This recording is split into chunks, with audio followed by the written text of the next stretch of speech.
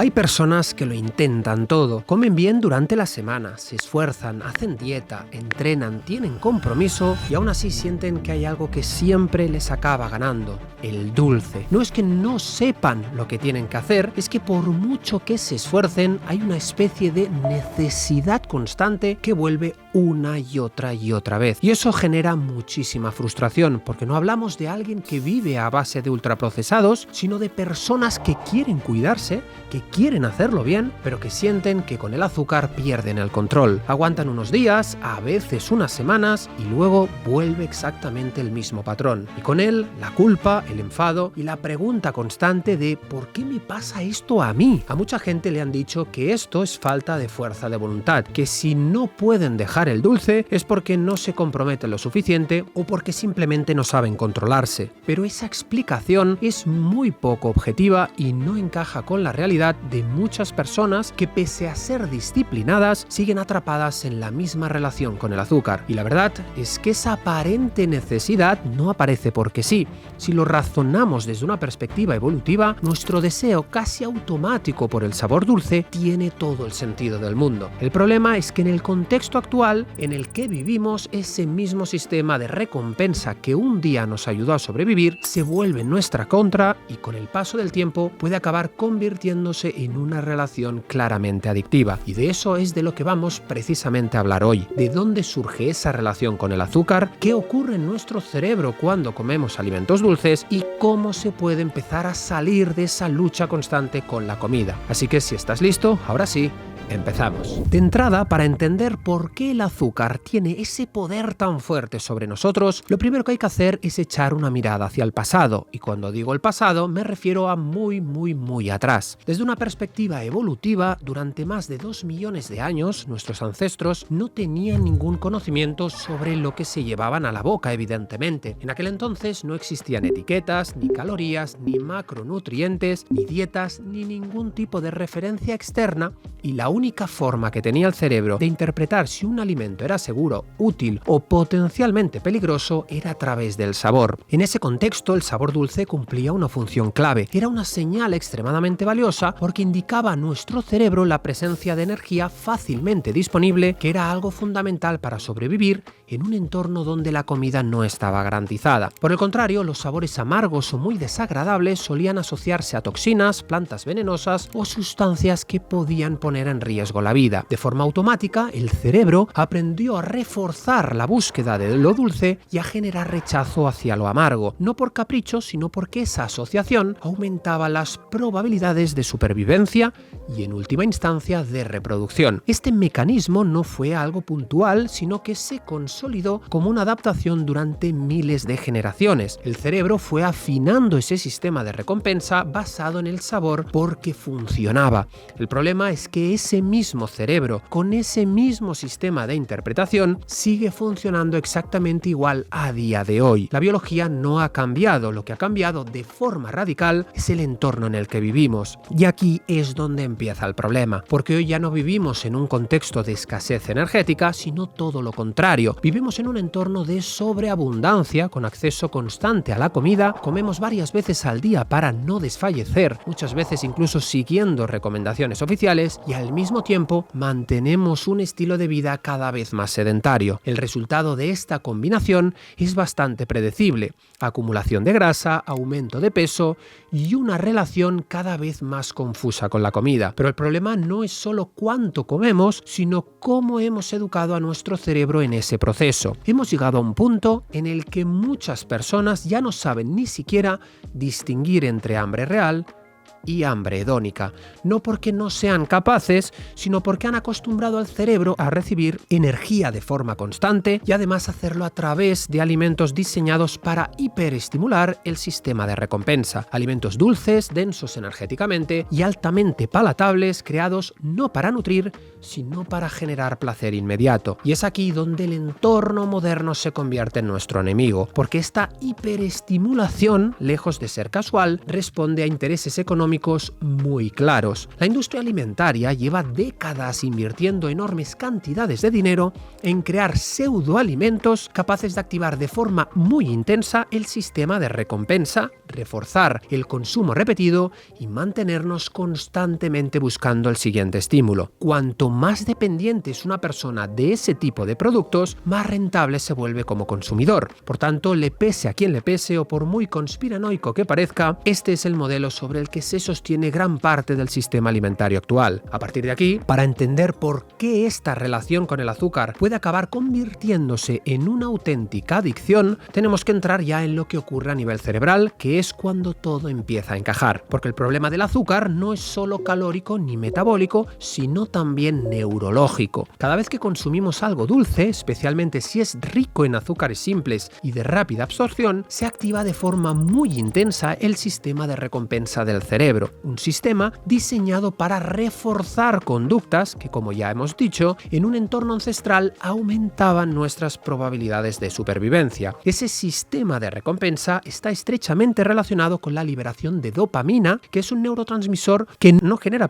placer en sí mismo, sino que refuerza la conducta que nos ha llevado a obtenerlo. Dicho de otro modo, la dopamina no nos hace sentir bien porque sí, sino que le dice al cerebro esto merece la pena repetirlo. Y cuando el azúcar, por su capacidad de aportar energía rápida y por su sabor intensamente dulce, es uno de los estímulos más potentes que existen para activar ese circuito. El problema es que cuando esa activación ocurre de forma repetida y constante, el cerebro empieza a adaptarse. Cada exposición refuerza la conducta, pero al mismo tiempo reduce la sensibilidad del sistema de recompensa. Y eso hace que con el tiempo se necesite más cantidad o más estímulos para obtener la misma respuesta. Eso es exactamente el mismo mecanismo que observamos en otras adicciones, aunque culturalmente nos cuesta reconocerlo cuando hablamos de comida. De hecho, varios autores e investigadores han demostrado que el azúcar puede activar el sistema de recompensa de forma comparable a sustancias como la cocaína, especialmente en contextos de consumo repetido y altamente palatable. No porque el azúcar sea una droga en sí misma, sino porque utiliza los mismos circuitos cerebrales implicados en la adicción. Por eso no estamos hablando de un simple antojo, sino de una conducta que puede consolidarse como una dependencia real. Y aquí es donde muchas personas se sienten completamente desbordadas porque interpretan esa necesidad constante de dulce como un fallo personal, como si algo estuviera mal en ellas o como si tuvieran falta de voluntad, cuando en realidad lo que está ocurriendo es que su cerebro ha sido entrenado durante años para responder de este modo. Por tanto, no es una cuestión de debilidad, sino una cuestión de neuroadaptación. Además, este proceso se ve reforzado por el propio entorno. Vivimos rodeados de estímulos constantes, de productos accesibles, baratos, diseñados para ser irresistibles y presentes en cualquier contexto social, laboral o emocional. El cerebro no descansa nunca de esa exposición y por tanto la señal de búsqueda de recompensa se mantiene activa prácticamente todo el día. Con el tiempo eso tiene otra consecuencia importante. Se difumina la frontera entre hambre real y hambre hedónica. El cuerpo puede estar perfectamente nutrido, con energía suficiente, pero el cerebro sigue pidiendo dulce. No porque lo necesite, sino porque ha aprendido a asociar ese estímulo con alivio, placer inmediato o desconexión emocional. Y ahí es donde muchas personas quedan atrapadas en un bucle del que no saben cómo salir. Una vez entendido todo esto, es cuando tiene sentido hablar de las soluciones reales. Y aquí quiero ser muy claro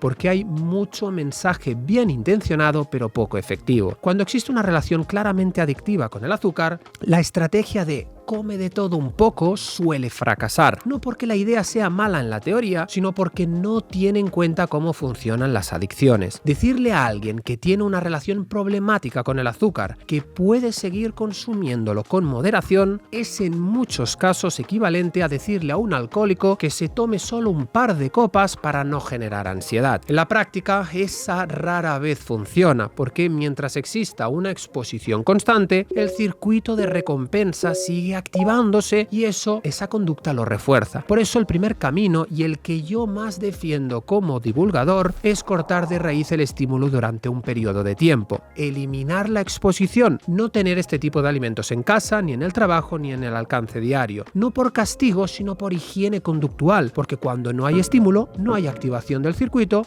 y por tanto no hay recaída posible. Los primeros días es verdad que pueden aparecer síntomas de abstinencia, igual que sucede con cualquier otra adicción, tales como irritabilidad, ansiedad, pensamientos recurrentes, etc., o incluso alguna recaída, pero eso no significa que lo estés haciendo mal, sino que tu cerebro está aprendiendo a reajustarse. Ahora bien, si mantienes tu compromiso con el objetivo, verás que con el paso de los días, esa aparente necesidad de dulce empieza a disminuir, no porque tengas más fuerza de voluntad, sino porque el sistema de recompensa deja de estar hiperestimulado. Y es ahí cuando muchas personas experimentan por primera vez en mucho tiempo una sensación real de control. Luego, por otra parte, hay otra segunda opción que puedes aplicar si no consigues sostener la primera, que es centrarte primero de todo en abordar la causa subyacente que suele esconderse detrás de esa búsqueda constante de placer a través del dulce. En muchos casos, como hemos dicho, no es hambre real, sino una forma de regular emociones, estrés, ansiedad o estados de bajo ánimo. En esos contextos, el azúcar actúa como un parche rápido porque eleva transitoriamente la dopamina y genera una sensación de alivio y placer instantáneo. El problema es que ese alivio es breve y viene acompañado después de un coste metabólico y sobre todo psicológico. Por eso es fundamental mejorar el descanso, gestionar el estrés, moverse más, hacer ejercicio que genere un bienestar real y, si hace falta, trabajar a nivel terapéutico para mejorar la relación con la comida. De hecho, está más que demostrado que cuando una persona empieza a sentirse mejor en su día a día, la necesidad compulsiva de buscar placer inmediato en la comida disminuye progresivamente de forma natural. Además, en paralelo, también se pueden utilizar alternativas que faciliten esa transición. Sustitutos como el eritritol pueden ser útiles en una fase inicial para reducir el impacto del azúcar sin renunciar completamente al sabor dulce. Y en fases más avanzadas, aminoácidos como la glicina pueden aportar un sabor natural ligeramente dulce y además favorecer la calma y el descanso. No se trata de perpetuar la adicción con otros productos, sino de utilizar herramientas de forma estratégica y puntual mientras el cerebro se reeduca,